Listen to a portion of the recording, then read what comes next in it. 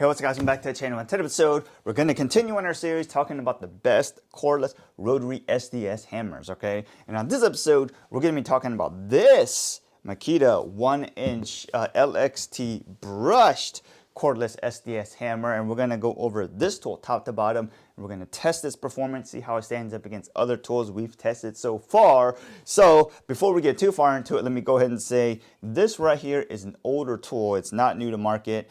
It's been out for quite a few years, and it is a brushed tool. So it's not their flagship tool or whatnot. You know, they have 40-volt systems and they have newer models of tools, right? But they do, not just they, but you know, almost all manufacturers still to this day sell brushed models of, you know, cordless tools. So yes, it is in the market, but this one's been, we've had it for a while. We haven't used it a ton, but we've had it. It's kind of been in storage mainly because we mainly used the other ones we've tested already. But we thought, you know, we wonder how it does in performance compared to the other ones we've tested so far. So if you want to know more about this tool, and if you have this tool maybe, and you want to see how it stands up against other ones we've tested so far, stick with us.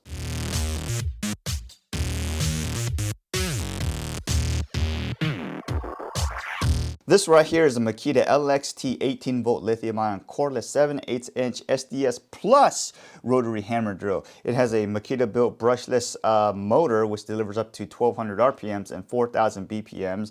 It has 3 modes of convenience in operation, which allows you to do rotation only, hammer only, or hammer and rotation. It's job site durability tested. It's got the total weight of the tool without the battery is 7.7 pounds. Speaking of that, you can buy this tool with a tool only, or you can buy it as a kit. It has a torque limiting clutch, which is designed and engineered to prevent damage to the gears by automatically disengaging the gears if it binds, okay? The other thing to take away from this is it's a safety feature that's built into it. And like most drills, it kind of has a clutch, but unlike some hammer drills that are currently on the market, when it binds up, those hammer drills will just turn the power off. This one just has a clutch and it will clutch out, okay? The Bosch ones that we reviewed earlier also had that too. It's job site durability tested. It's got one-touch sliding chuck for cordless quick bit changes. It's got chisel rotating feature that allows you to do 360 degrees with 40 different positions, okay? The maximum capacity in concrete is rated for 7/8. Its impact energy in joules is about 2 joules, which equates to about 1.5 foot-pounds of energy. All right, so let's take a quick look at this tool. Obviously, this part right here is the left-hand part of the tool. This right here is the handle, and unlike most handles where it just rotates infinitely by unscrewing it, this actually has a few places where it indexes. Not sure if it's gonna come out too well here, but you can kind of see these index positions that are available. So it's nice in terms of wherever you put it is actually really sturdy, but it's also a little bit of annoying. That's kind of one of the primary reasons we don't use it that much is because you have to index it in one of these spots and it may not be the exact spot that you want it, right? But that's not the most annoying part. The most annoying part is in order to get it in there, you have to unscrew this all the way, pull this forward, maybe take the battery out, pull it forward, and then lock it into where one of these positions are, right? So in order to do that, you pull this out, you got to pull it forward, and then you got to like put it back exactly where you want it, right? Instead of like the ones that we've shown you previously where you just loosen up a little bit and it spins indefinitely. This one is a more sturdier system, mainly because it locks in and it won't twist from there because it's not done in here by a friction fit, right? But it is a little bit of annoying to use if you're trying to, you know, just move fast or whatnot. But it is, I would say, a more sturdy system, okay? So, otherwise, we're on here. Let's go ahead and talk about this. This right here is rotation only. So if you're drilling stuff, you don't need hammer action. That's what that is. Hammer plus rotary, that's what the hammer and rotor spinning action is. If you put it here, it's what like a vario lock where you can kind of put a chisel or something that you have in there and rotate it before you get to actual only hammer mode. That way, if you're doing things like chiseling or scraping, that's mainly what that's used for, okay? So otherwise, if you look on here, this right here is where the brushes are in case you did wear it out and wanted to change the brushes. But right here, 2-finger trigger, it has forwards and reverse. So this way is obviously reverse. Put it from this side, it's forward. Other thing to talk about here real quick is if you look right here on the battery, this part battery is designed to pretty much do the wiggle, right? So the vibration that's generated by the hammering action is reduced on the battery component, especially where the battery is connected by this wiggle action they got going in on here, okay? On the back side, nothing too special going up in here. If you wanted to check out the front part right here, there is a depth guide rod that you can kind of put here. Because we haven't used it in so long, I'm not exactly sure where it is, but that's pretty much all you really get with this tool, okay? It has no definitive or no let's call it user vibration controls or user dampening vibration controls built in, as you would see in some of the tools that have like some spring action here, some spring action here, or something like that here. This one, it looks like a lot of the vibration dampening is kind of just built into the tool where you won't feel a lot of that vibration, but you do feel a lot of the vibration. So we're not going to go out and say it has vibration management, but you know, that's one thing to point out on here. Okay. Other thing to point out here, as you may or may not expect, there is no light on this part, like an LED light. So in case you were looking at using it in a dark place or, you know, at night, you would not have the light on the tool.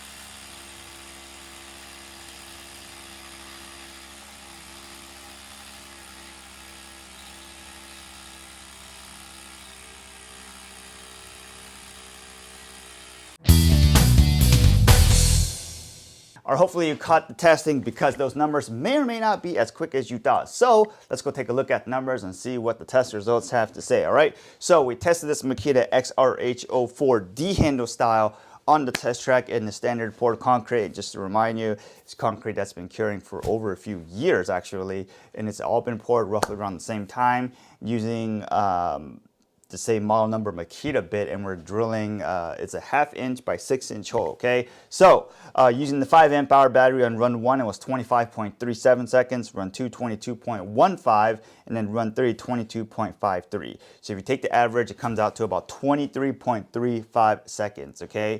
This is in the SDS-Plus class is what we call it, and the impact force is about 1.4. And the BPM is 4,000, RPM is 1,200, okay? The weight of the tool only is 7.7 pounds, all right? So let's go take a look at where that stands on the leaderboard. If you go and take a look at the leaderboard, bam, it puts it right in 3rd place behind all the Bosch SDS hammers we've tested so far. Those Bosch SDS hammers were tested with an 8 amp hour Profactor battery. But let's go take a look at the specs part here real quick, okay? So if you look at the specs, the BPMs, the Bosch tools had higher BPMs, and they also had higher impact force at 1.9 foot-pounds of energy, okay?